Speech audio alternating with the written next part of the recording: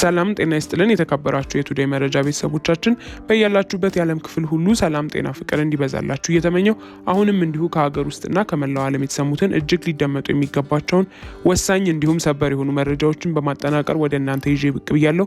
እናንተም ክቡራን አድማጮች ለጥቂት ደቂቃ እስከ ፍጻሜው አብራችሁኝ በመቆየት እነዚህን ወሳኝ የሆኑ መረጃዎች እንድታደምጡኝ እየጋበዝኩኝ ቻናላችንን ሰብስክራይብ በማድረግ ቤተሰብ ይሁኑ እያልኩኝ ለሰዓቱ ወደ አጠናቀርኩላችሁ ዝርዝር መረጃ በቀጣይ ማቀና ይሆናል። እስከ ፍጻሜው አብራችሁኝ ቆዩ። ያልተነገረለት የአማራይቱ ልጅ የአማራ የቁርጥ ቀን ልጅ ልበ ሙሉ የአሳምነው ልጅ የአማራ ፋኖ ብሔራዊ ንቅናቄ ደቡብ አማራ ቀጠና አሳምነው እዝ አጼ ዘርዓ ያዕቆብ አንድ ኮር የ7 ክፍለ ጦር መሪ አርበኛ አረጋ ሙሉነህ የብሬኑ ተኳሽ ነበልባል ሞት አይፈሬው በአማራ የትግል ታሪክ ውስጥ ስማቸው በደማቅ ቀለም ከሚጻፉት ጀግኖች መካከል አረጋ ሙሉነህ አንዱ ነው። የቀድሞ የአማራ ልዩ ኃይል አባልና የአሁኑ የአማራ ፋኖ ብሔራዊ ንቅናቄ ደቡብ አማራ ቀጠና አሳምነው እዝ አጼ ዘርዓ ያዕቆብ አንድ የኮር የ7 ክፍለ ጦር ዋና መሪ የሆነው አረጋ ሙሉነህ በጦር ሜዳ ውሎ ባለብሬኑ ጀግና በሚል መጠሪያው በወዳጅ ዘንድ አድናቆትን በጠላት ዘንድ ደግሞ መርበትበትን የሚፈጥር ተዋጊና አዋጊም ነው። የልዩ ኃይል ወታደራዊ ስነ ምግባር የተላበሰ አረጋ ሙሉነህ በመጀመሪያ በልዩ ኃይል ውስጥ በነበረው ቆይታ ወታደራዊ ዲሲፕሊንና ብስለትን አትርፏል።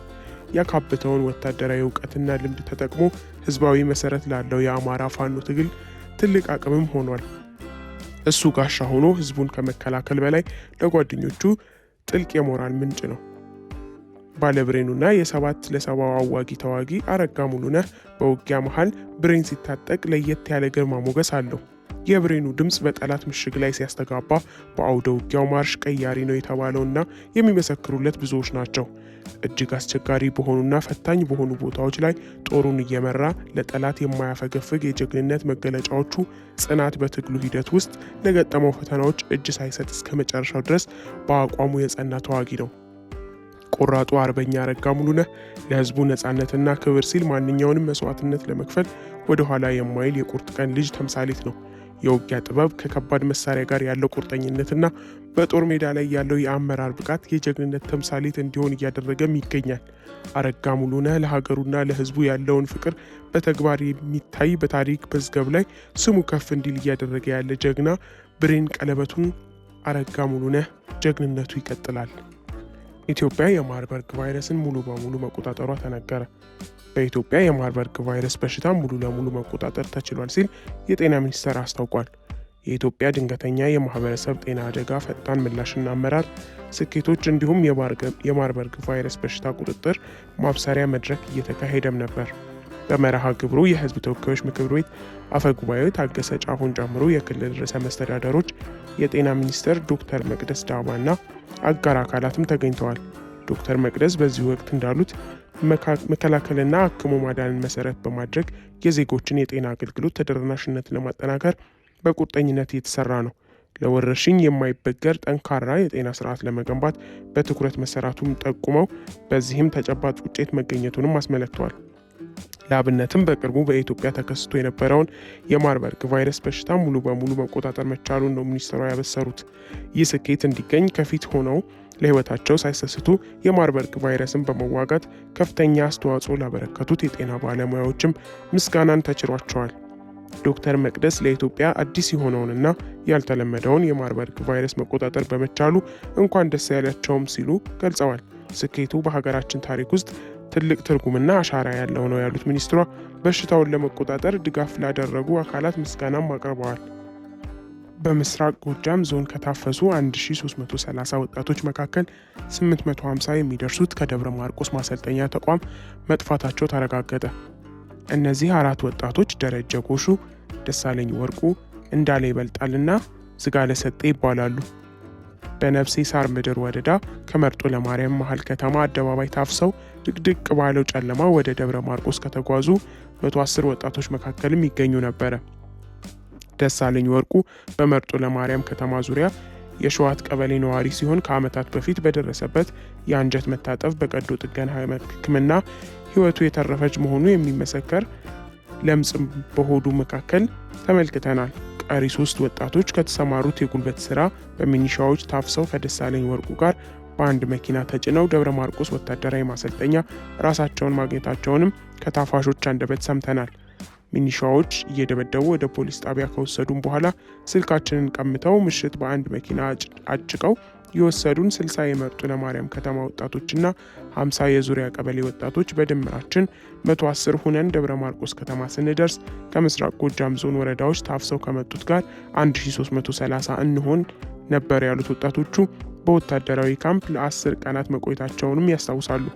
በደብረ ማርቆስ ወታደራዊ ማሰልጠኛ ካምፕ ከገባን በሁለተኛ ቀን ለሁለት ከፍለው ወደ አዳራሽ ወስደው የሃይማኖት አባቶች፣ ሴቶች፣ ወጣቶችና ሽማግሌዎች የሚደበደቡበትን ቪዲዮ እንድንመለከት ካደረጉን በኋላ ከዚህ ወጣችሁ ብትጠፉ ጽንፈኛ እንደዚህ ያሰቃያችኋል እያሉ ሲያሸማቅቁንና እየሳቅን እንድንመለከት ነበር እያሉ በፈገግታ የገጠማቸውን ነገር ሁሉ እያወጉን አረፈድን። ለቀን ስራ ይሆናል ብለን በለበስነው ልብስ ስፖርት ሲያሰሩን የነበሩትም ከታፈሱት ውስጥ ግዙፍ ሰውነት ያላቸው ተመርጠው ሲሆን ከ45 ቀን በኋላ ፓራ ኮማንዶ ሆነን እንደምንመረቅ ተነግሮን ስልጠና ከጀመርንበት ቀን ጀምሮ ወጣቶች እየጠፉ ወደ ሀገራቸው ሲሄዱ እኛም ጠፍተን ወደ እናት መተናል። እዚህ ከመጣን በኋላ አስፈላጊውን እንክብካቤ ተደርጎልናል በማለት ለ206ኛ ኮር ምስጋናቸውን አቅርበዋል።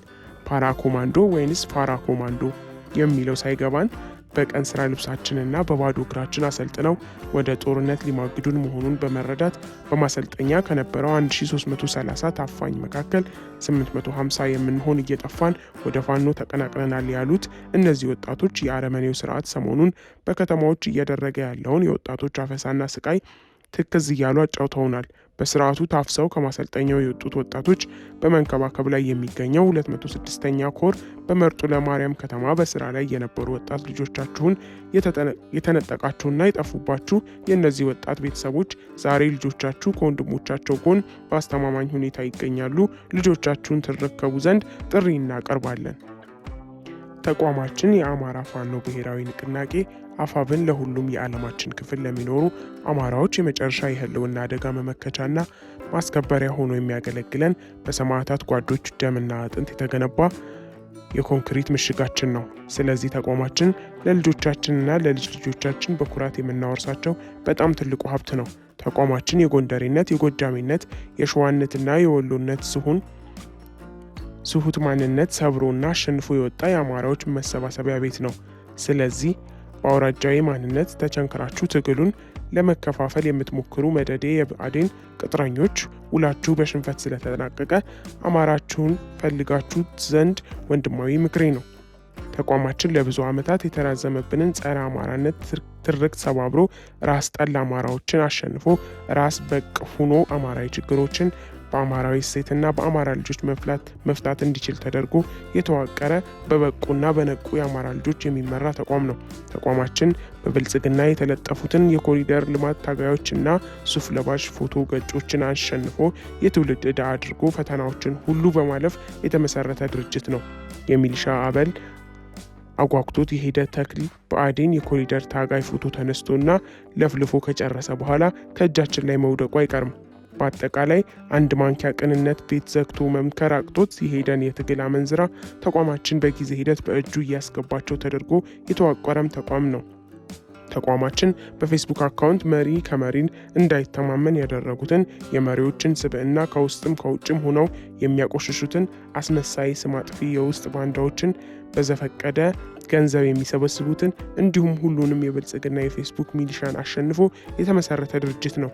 በመጨረሻ ተቋማችን የብልጽግና ስርዓተ መንግስት አፈራርሶ ራሱን መንግስት አከል ቁመና አድርጎ የተመሰረተ ድርጅት ስለሆነ ከሁሉም ጸረ ብልጽግና ኃይሎች ጋር በመሆን የለመደውን የአሸናፊነት ጉዞ አጠናክሮ ስርዓት ማንበርና ማጽናት ላይ በሙሉ ጊዜው እየሰራ ስለሚገኝ በተለያየ ምክንያት ትግሉን ሳትቀላቅሉ የቆያችሁ ወንድሞች ኑ ወደ ቤታችሁ ግቡ መልእክቴ ነው። በእርግጥም ተቋማችን በአርበኛ ዘመነ ካሴ እየተመራ አዲስ ምዕራፍ ላይ ደርሰናል። አሁንም አዲስ ትውልድ፣ አዲስ አስተሳሰብ፣ አዲስ ተስፋ እያልን እናበስራችኋለን። የቅዱስ ሲኖዶስ ጽሕፈት ቤት በጳጳሱ ህልፈት ላይ የተናገረችው መግለጫ። በኢትዮጵያ ኦርቶዶክስ ተዋሕዶ ቤተ ክርስቲያን የገዳማት መምሪያ የበላይ ኃላፊ ሊቀ ጳጳስ ብፁዕ አቡነ ዕንባቆም ከዚህ ዓለም ድካም ማረፋቸውን ቤተ ክርስቲያኗ አሳውቃለች።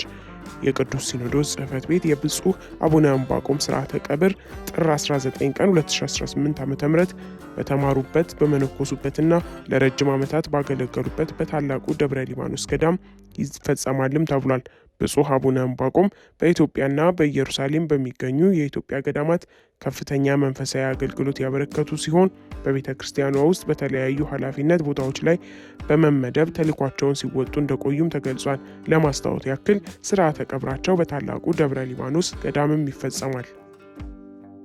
ውድ ቤተሰቦቻችን ለዛሬ ያዝንላችሁን እዚህ ላይ ቋጨን። ላይክ፣ ሼር፣ ሰብስክራይብ፣ ኮሜንት በማድረግ ለቻናላችን ድጋፋችሁን መስጠት እንዳትዘነጉ። ከሌሎች መረጃዎች ጋር በድጋሚ የምንመለስ ይሆናል። እስከዚያው መልካም ቆይታ